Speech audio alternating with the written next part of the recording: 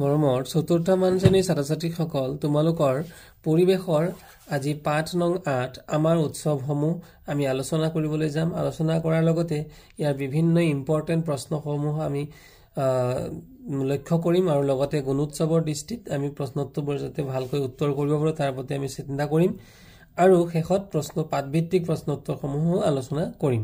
গতিকে তোমালোকে যদি মোৰ চেনেলটো নতুনকৈ আহিছা তেতিয়াহলে সাবস্ক্ৰাইব এটা কৰি দিবা আৰু ভাল লাগিলে ভিডিওটো লাইক কৰি দিবা আৰু বন্ধুবৰ্গৰ মাজত ভিডিওটো শেয়াৰ কৰি দিবা। লগতে নটিফিকেশন বেলটো অল কৰি দিবা যাতে সকলোবোৰ ভিডিও তোমালোকে পঞ্চাতে পাবলৈ সক্ষম হোৱা। এতিয়া প্ৰথমতে আহাচোন আমি লক্ষ্য কৰিছো এতে বিভিন্ন ধৰণৰ কিছুমান উৎসৱৰ চিত্ৰ দেখুওৱা হৈছে। প্ৰথমটো চিত্ৰ তোমালোকে দেখিলে ধৰিব পাৰিছা বৰদিন বা খ্ৰীষ্টমাছৰ এটি চিত্ৰ য'ত সুন্দৰকৈ সজোৱা হৈছে। 2 নম্বৰ চিত্ৰটো হৈছে হোলীৰ চিত্ৰ য'ত তেওঁলোকে বিভিন্ন ধৰণৰ ফাকুগুৰিৰে ৰঙৰ খেল খেলিছে। তাৰ পিছৰ চিত্ৰটো হৈছে বিহু আৰু শেষত দুৰ্গা পূজা আৰু একেবাৰে শেষৰ চিত্ৰটো হৈছে ঈদৰ মছজিদৰ আৰু ঈদৰ এটা চিত্ৰ দেখুওৱা হৈছে। গতিকে ওপৰৰ ছবিবোৰ চোৱা আৰু তলত দিয়া প্ৰশ্নকেইটা তলত আলোচনা কৰি কোৱা। ছবিকেইখনত কি কি দেখা পাইছা আমি ইত্যাদি দেখিলোই। প্ৰথমটো চিত্ৰত হয়তো খ্ৰীষ্টমাছৰ বাবেহে সজাইছে, এইটো খ্ৰীষ্টমাছ হ'ব। প্ৰত্যেকখন ছবিত কেনে ধৰণৰ কাৰ্যকলাপ কৰিবলৈ দেখি পাইছা। প্ৰতিটোতে আনন্দ উৎসৱ অৰ্থাৎ আনন্দ ফূৰ্তি, মানুহে মিলা প্ৰীতিৰে আনন্দ ফূৰ্তি কৰিছে। এই কাৰ্যবোৰ কোন সময়ত আৰু কি কি কাৰণত কৰা হয় লিখা। আমি জানোই আমি বৰদিন অৰ্থাৎ খ্ৰীষ্টমাছত আমি খ্ৰীষ্টমাছ উদযাপন কৰোঁ, হোলী উদযাপন কৰোঁ, দীপাৱলী উদযাপন কৰোঁ। তোমালোকে পালন কৰা উৎসৱসমূহৰ নাম লিখিবলৈ দিছে। কি কি উৎসৱ তোমালোকে পালন কৰা সেয়া তোমালোকে নাম লিখিবা। উৎসৱ পাৰ্বণ বুলিলে আমি কি বুজো? উৎসৱ পাৰ্বণ বুলিলে সাধাৰণতে আনন্দ উল্লাস, নতুন কাপোৰ পিন্ধা উৰা, নানা তৰহৰ খোৱা বোৱা, নাচ গান আদিৰ কথাই আমাৰ মনলৈ আহে। উৎসৱ পাৰ্বণ হৈছে বিভিন্ন জাতি জনগোষ্ঠী আৰু ধৰ্মাৱলম্বী লোকসকলে পৰম্পৰাগতভাৱে পালন কৰা কিছুমান আচাৰ অনুষ্ঠান। উৎসৱ পাৰ্বণসমূহ সমূহীয়াকৈ সমিল মিলেৰে ৰং ৰহইচ আৰু উলহ মালহেৰে পালন কৰা হয়। অসমৰ বিভিন্ন জাতি জনগোষ্ঠীয়ে বছৰটোৰ বিশেষ দিন কিছুমানত নীতি নিয়ম মানি উলহ মালহেৰে কিছুমান কাৰ্য সম্পন্ন কৰা দেখা যায়। নীতি নিয়মৰ মাজেৰে উলহ মালহেৰে সম্পন্ন কৰা এনে কাৰ্যক উৎসৱ বুলি কোৱা হয়। গতিকে এনেধৰণৰ প্ৰশ্ন আহিব পাৰে যে উৎসৱ কাক কয়। উৎসৱৰ যোগেদি আমাৰ মাজত মিলা প্ৰীতি আৰু একতাৰ ভাৱ গঢ়ি উঠে। উৎসৱসমূহে সমাজত চলি থকা সংস্কৃতিও ৰক্ষা কৰে। অসম এখন কৃষি প্ৰধান ৰাজ্য। ইয়াৰ সৰহসংখ্যক লোকেই খেতি বাতিৰ সৈতে জড়িত। আমাৰ ভাৰততো কৃষিৰ লগত জড়িত কিছুমান উৎসৱ পালন কৰা হয়, যেনে অসমৰ বিহু, কেৰেলাৰ ওনাম, তামিলনাডুৰ পোংগল। গতিকে এই উৎসৱসমূহৰ নাম আমি মনত ৰখাটো দৰকাৰ যে অসমত কি উৎসৱ পালন কৰা হয় বিহু, কেৰেলাৰ উৎসৱটোৰ নাম কি ওনাম আৰু তামিলনাডুৰ উৎসৱটোৰ নাম হৈছে পোংগল আদি। বিহু, এতিয়া বিহু অসমৰ জাতীয় উৎসৱ। অসমৰ জাতীয় উৎসৱ কি এই প্ৰশ্নটো আহিবই পাৰে। জাতি ধৰ্ম ভাষা নিৰ্বিশেষে অসমৰ সকলোৱে বিহু পালন কৰে। বিহুৰ সৈতে আমাৰ কৃষি কৰ্মৰ এক এৰাব নোৱাৰা সম্পৰ্ক আছে। সেয়েহে বিহুক কৃষিভিত্তিক উৎসৱ বুলি গণ্য কৰা হয়। বিহু তিনিটা, বহাগ বিহু, কাতি বিহু আৰু মাঘ বিহু। চ'ত মাহৰ শেষৰ দিনাখনৰ পৰাই বহাগ বিহু আৰম্ভ হয়। এই বিহু 7 দিনলৈ চলে। এই বিহুৰ প্ৰথম দিনটো হ'ল বহাগ বিহুৰ প্ৰথম দিনটো মনত ৰাখিবা। বহাগ বিহুৰ প্ৰথম দিনটো কোৱা হয় গৰু বিহু। সেইদিনা ৰাতিপুৱাই গৰুৰ গাত মাহ হালধি ঘঁহি ধুৱাই পখলাই দিয়া হয়। গধূলি গৃহস্থই নতুন পঘাৰে গৰুক বান্ধে আৰু ধূনা চাকি জ্বলায়। নতুন বিচনীৰে বিচি গোহালিত গৰুক ধোৱা দিয়ে। এনেদৰে সিহঁতৰ শ্ৰীবৃদ্ধি কামনা কৰা হয়। মানুহ আৰু জীৱ জন্তুৰ মাজত আত্মিক সম্পৰ্কৰ ই এক সুন্দৰ উদাহৰণ। এয়া দেখিছা তোমালোকে, এয়া হৈছে গৰু বিহুৰ চিত্ৰ। আৰু গৰু বিহুত গৰুক বিভিন্ন ওচৰৰে হয়তো নদী বা ওচৰৰে কোনো জলাশয়ত নি পেলাই গা ধুওৱা হৈছে আৰু মাহ হালধিৰে গৰুক নতুন পঘাৰে আদৰা হৈছে। দলত আলোচনা কৰি কোৱা তোমালোকৰ অঞ্চলত গৰু বিহুৰ দিনা গৰুক গা ধোৱাৰ উপৰি আৰু কি কি কৰা হয়। গৰুৰ গাত মাহ হালধি ঘঁহা হয়, বিভিন্ন ধৰণৰ গীত গাই পেলাই গৰুক আদৰণি জনোৱা হয়, নতুন বিচনীৰে বিচা হয়। বহাগ বিহুৰ দ্বিতীয় দিনটো মানুহ বিহু হিচাপে পালন কৰা হয়। এইটো মনত ৰাখিবা, দ্বিতীয় দিন। বহাগ বিহুৰ দ্বিতীয় দিনটো মানুহ বিহু হিচাপে পালন কৰা হয়। এই বিহুত সকলোৱে বিহুৱান লয়। বিহুৱান অতি আদৰৰ, ডিঙিত লোৱা গামোচা বিহুৱান বুলি কোৱা হয়। গতিকে প্ৰশ্ন গুণোৎসৱত ঘূৰাই পকাই পেলাই প্ৰশ্ন দিব পাৰে যে ডিঙিত বিহুত লোৱা মানে ডিঙিত লোৱা গামচাবিধক কি বুলি কোৱা হয়? তো উত্তৰটো হ'ব বিহুৱান। সৰুৱে ডাঙৰক সেৱা জনাই আশীৰ্বাদ লয়। গাঁৱৰ ৰাইজে ঘৰে ঘৰে গৈ ঢোল পেঁপা গগনা লৈ হুঁচৰি গাই গৃহস্থৰ কুশল মংগল কামনা কৰে। এনেদৰে ৰং ৰহইচ আৰু উলহ মালহেৰে পালন কৰা হয় বাবে বহাগ বিহুক ৰঙালী বিহুও বোলা হয়। গৰু বিহুৰ দিনাৰ পৰা এই বিহু 7 দিনলৈ জানি লওঁ আহা। বহাগ বিহুৰ তৃতীয় দিনটো গোসাই বিহু, চতুৰ্থ দিনটো তাঁতৰ বিহু, পঞ্চম দিনটো নাঙলৰ বিহু, ষষ্ঠ দিনটো জীয়ৰী চেনেহী বিহু, সপ্তম দিনটো চেৰা বিহু বুলি সকিয়া সকিয়াকৈ পালন কৰা হয়। আহিন আৰু কাতি মাহৰ সংক্ৰান্তি বা দুমাহীত কাতি বিহু পালন কৰা হয়। এই বিহুত ঘৰে ঘৰে তুলসীৰ পুলি ৰুই গধূলি তাৰ তলত চাকি জ্বলাই শৰাই আগবঢ়াই নাম গোৱা হয়। প্ৰশ্ন আহিব পাৰে পৰীক্ষাত যে কোনবিধ বিহুত তুলসীৰ তলত চাকি জ্বলোৱা হয়? গুণোৎসৱত এই প্ৰশ্ন আহিব পাৰে। উত্তৰটো হ'ব কাতি বিহুত। পদূলি আৰু খেতি পথাৰতো চাকি বন্তি জ্বলোৱা হয়। এনেদৰে চাকি বন্তি জ্বলাই লখিমীক আদৰণি জনোৱা হয়। এই সময়ত মানুহৰ অভাৱ অনাটন বেছি হয় বাবে এই বিহুক কঙালী বিহুও বোলে। গতিকে কাতি বিহুৰ আন এটা নাম কি? কাতি বিহুৰ আন এটা নাম হৈছে কঙালী বিহু। পুহ আৰু মাঘ মাহৰ সংক্ৰান্তিৰ দিনা মাঘ বিহু পালন কৰা হয়। এই সময়ত অসমৰ মানুহে শস্য চপাই ভঁৰাল ঘৰ ভৰাই অভাৱ অনাটন কমে। সেয়েহে এই বিহুক ভোগৰ বিহু অৰ্থাৎ ভোগালী বিহু। গতিকে মাঘ বিহুৰ আন এটা নাম কি? মাঘ বিহুৰ আন এটা নাম হৈছে ভোগালী বিহু। পথাৰৰ পৰা নৰা কাটি আনি মুকলি ঠাইত ৰাইজে ভেলাঘৰ সাজে। গতিকে সেই ভেলাঘৰত উৰুকাৰ নিশা ৰাইজে মিলিজুলি ভোজ ভাত খায়। তো প্ৰশ্ন আহিব পাৰে যে উৰুকাৰ নিশা অৰ্থাৎ মাঘ বিহুত ভোজ ভাত খোৱা ঘৰবিধক কি ঘৰ বুলি কোৱা হয়? উত্তৰটো হ'ব ভেলাঘৰ। পাছদিনা পুৱাই গা পা ধুই ৰাইজে সাজি থোৱা মেজি জ্বলাই অগ্নিক সেৱা কৰে।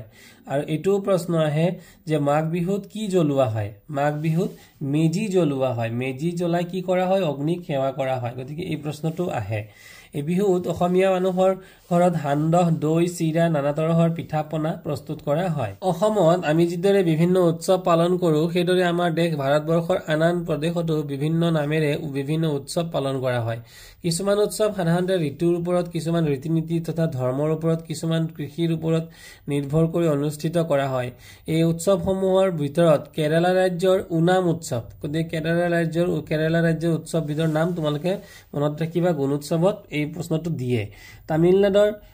তামিলনাডুৰ পোংগল উৎসৱ, উৰিষ্যাৰ পৌষ সংক্ৰান্তি, পশ্চিমবংগৰ নৱবৰ্ষ, পাঞ্জাৱৰ বৈশাখী, বিহাৰৰ ছট পূজা আৰু মহাৰাষ্ট্ৰৰ গণেশ চতুৰ্থী আদি বিশেষভাৱে উল্লেখযোগ্য। ইয়াৰ উপৰি ভাৰতবৰ্ষৰ প্ৰায় সকলো ৰাজ্যতে ৰাখী বন্ধন, ঈদ, বৰদিন, দুৰ্গা পূজা, দেৱালী, সৰস্বতী পূজা আদি উৎসৱ পালন কৰা হয়। এই সকলোবোৰ উৎসৱে আমাৰ মাজত ভাতৃত্ববোধ, ৰাষ্ট্ৰীয় ঐক্য আৰু সংহতি গঢ়ি উঠাত সহায় কৰে। এতিয়া আহিল ওনাম উৎসৱ। ওনাম ভাৰতৰ দক্ষিণ পশ্চিম প্ৰান্তত অৱস্থিত কেৰালা ৰাজ্যৰ এটা প্ৰধান উৎসৱ। ওনাম উৎসৱৰ দিনা পুৱা সৰু সৰু ল'ৰা ছোৱালীয়ে গীত গাই গাই ফুল বুটলিবলৈ ওলাই আহে। শাওন ভাদ মাহত শস্য চপোৱাৰ পাছত এই উৎসৱ অনুষ্ঠিত হয়। এই উৎসৱ 10 দিন ধৰি চলে। গতিকে ওনাম উৎসৱ কিমান দিন চলে? 10 দিন। ওনাম উৎসৱৰ সৈতে কাইকুট্টিকালি নাচ আৰু ভেকুমকালি নাও খেলৰ এৰাব নোৱাৰা সম্পৰ্ক আছে। গতিকে চিত্ৰত তোমালোকে দেখিছা এইটো হৈছে কাইকুট্টিকালি নাচ। ইয়াতে কেৰালাৰ বিভিন্ন মহিলাসকলে এক নিৰ্দিষ্ট সাজপাৰেৰে নৃত্য প্ৰদৰ্শন কৰিছে। এয়া হৈছে কাইকুট্টিকালি নাচ আৰু ভেকুমকালি নাও খেল। এই নাও খেলবিধো কেৰালাৰ ওনাম উৎসৱৰ লগত জড়িত। এই উৎসৱত ৰাজ্যখনৰ সকলো শ্ৰেণীৰ লোক জড়িত হৈ পৰে। ওনাম এটি ধৰ্মনিৰপেক্ষ লোক উৎসৱ। হিন্দু মুছলমান আৰু খ্ৰীষ্টান আটাই সমান আগ্ৰহেৰে এই উৎসৱত পালন কৰে। ইয়াৰ পিছত আছিল পোংগল উৎসৱ।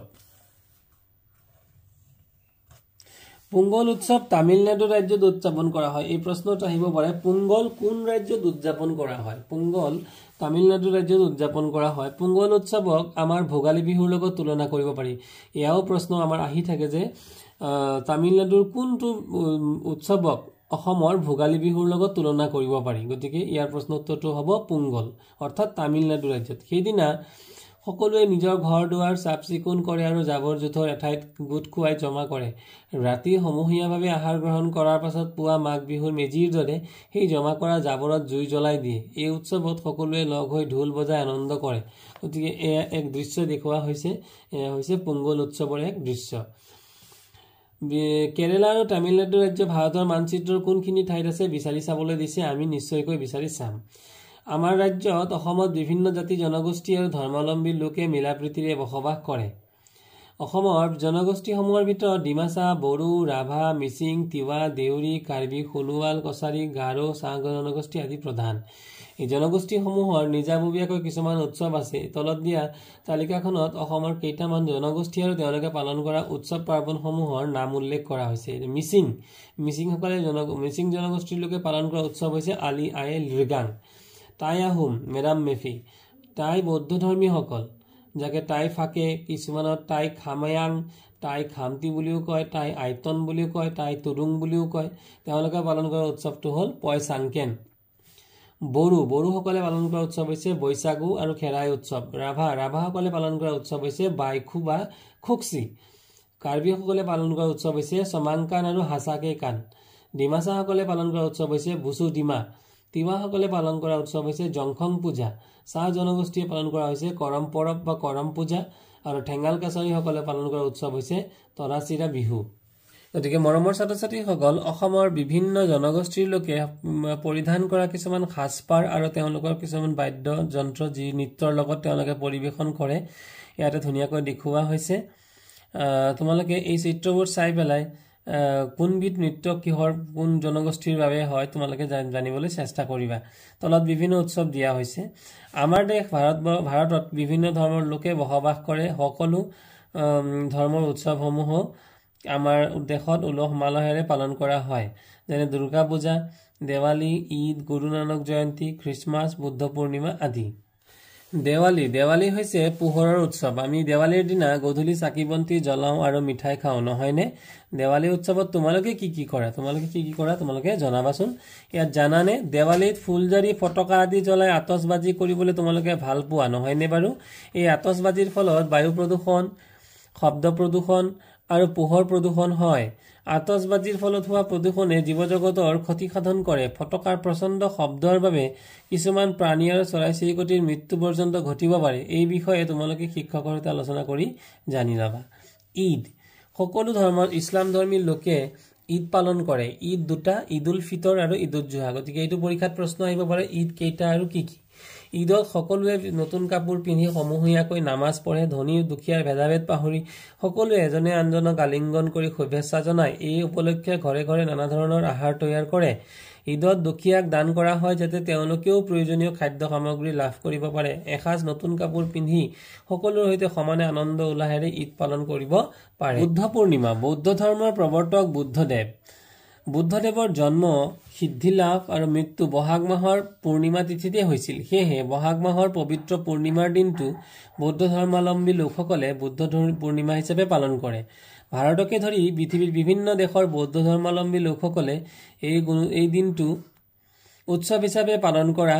বুদ্ধদেৱৰ অহিংসা নীতি অনুসৰি বুদ্ধ পূৰ্ণিমাৰ দিনা বন্দী চৰাই আৰু প্ৰাণীসমূহক মুকলি কৰি দিয়া হয়। গতিকে কাষৰ চিত্ৰত তোমালোকে দেখিছা যে বন্দী চৰাইবোৰক এৰি দিয়া হৈছে। এইটো হৈছে এটা পৰম্পৰা। বৰদিন বা খ্ৰীষ্টমাছ, বৰদিন হ'ল খ্ৰীষ্টান ধৰ্মাৱলম্বী লোকসকলে পালন কৰা এটা উৎসৱ। এই উৎসৱ ডিচেম্বৰ মাহৰ 25 তাৰিখে যীশু খ্ৰীষ্টৰ জন্মৰ দিনাখন পালন কৰা হয়। এই উৎসৱত খ্ৰীষ্টান ধৰ্মাৱলম্বী লোকসকলে নতুন কাপোৰ লয় আৰু গীৰ্জাত সমূহীয়া প্ৰাৰ্থনা কৰে। এই উৎসৱ উপলক্ষে ৰং বিৰঙৰ লাইট আৰু পুতলাৰে এজোপা খ্ৰীষ্টমাছ গছ সজাই তোলা হয়। গছজোপাৰ চাৰিওফালে সকলোৱে গোট খাই গীত গাই নৃত্য গীত পৰিৱেশন কৰে। ইজনে সিজনক শুভেচ্ছা জনাই ডাঙৰে সৰুক উপহাৰ দিয়ে। পৰিয়াল আৰু আত্মীয় স্বজন সকলোৱে মিলি আনন্দ মনেৰে আহাৰ খায়। এই উৎসৱে আত্মীয় স্বজন আৰু বন্ধু বান্ধৱক ওচৰ চপাই আনে, আত্মীয়তা বঢ়ায়। গুৰু নানক জয়ন্তী, গুৰু নানক শিখ ধৰ্মৰ প্ৰৱৰ্তক আছিল। কাতি মাহৰ পূৰ্ণিমা তিথিত গুৰু নানকৰ জন্ম হৈছিল। কেতিয়া হৈছিল? কাতি মাহৰ পূৰ্ণিমা তিথিত।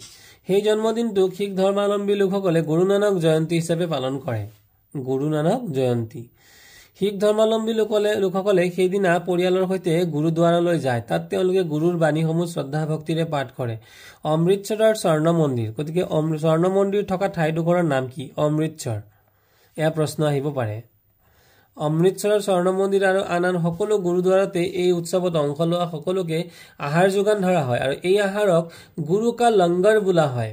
গতিকে এইটো প্ৰশ্ন আহিব পাৰে, গুৰু নানক জয়ন্তীত সকলোকে যোগান ধৰা আহাৰবিধৰ নাম কি? উত্তৰটো হ'ব গুৰু কা লংগৰ। ফাকুৱা বা হোলী উৎসৱ, ফাকুৱা বা হোলী এক সৰ্বভাৰতীয় উৎসৱ। ফাগুন মাহৰ পূৰ্ণিমা তিথিত এই উৎসৱ পালন কৰা হয়। বিভিন্ন ধৰ্মাৱলম্বী লোকে উৎসৱত অংশগ্ৰহণ কৰি আনন্দ উপভোগ কৰে। ভাৰতৰ ভিন ভিন ঠাইত ফাকুৱা বা হোলী বিভিন্ন ধৰণে পালন কৰা হয়। এই উৎসৱক অসমত দৌল উৎসৱ বুলিও কয়। গতিকে ফাকুৱা উৎসৱৰ আন এটা নাম কি? এয়া প্ৰশ্ন পৰীক্ষাত আহিব পাৰে। উত্তৰটো হ'ব দৌল উৎসৱ।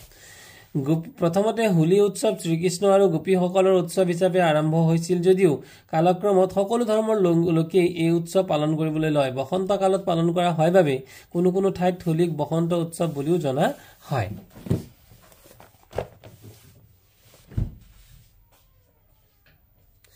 মৰমৰ ছাত্ৰ ছাত্ৰীসকল, ইয়াৰ পিছত প্ৰশ্ন আছিল চমু উত্তৰ লিখা। শিখ ধৰ্মাৱলম্বী লোকসকলে পালন কৰা উৎসৱটোৰ নাম কি? বৰদিন কোন ধৰ্মাৱলম্বী লোকসকলে পালন কৰে? অসমৰ কোনটো উৎসৱৰ লগত পোংগল উৎসৱৰ মিল আছে? বুদ্ধ পূৰ্ণিমা কেতিয়া পালন কৰা হয়? সৰ্বভাৰতীয় ৰঙৰ উৎসৱটোৰ নাম কি? শুদ্ধ উত্তৰত চিন দিয়া। গুৰু নানক বৌদ্ধ ধৰ্ম, শিখ ধৰ্ম, খ্ৰীষ্টান ধৰ্মৰ প্ৰৱৰ্তক। উত্তৰটো হ'ব গুৰু নানক শিখ ধৰ্মৰ প্ৰৱৰ্তক। বিহু, হোলী, দেৱালীয়ে কৃষিভিত্তিক উৎসৱ। বিহু হৈছে কৃষিভিত্তিক উৎসৱ। ৰঙালী বিহু, কঙালী বিহু, ভোগালী বিহুত ভেলাঘৰ সজা হয়। ভেলাঘৰ ভোগালী বিহুত সজা হয়।